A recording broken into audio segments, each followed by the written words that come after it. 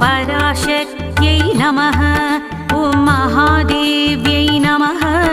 ॐ कश्यपमानसपुत्रिकायै निरन्तरध्याननिष्ठायै एकाग्रचित्तायै नमः। ॐ तापस्यै नमः। ॐ श्रीकर्यै नमः।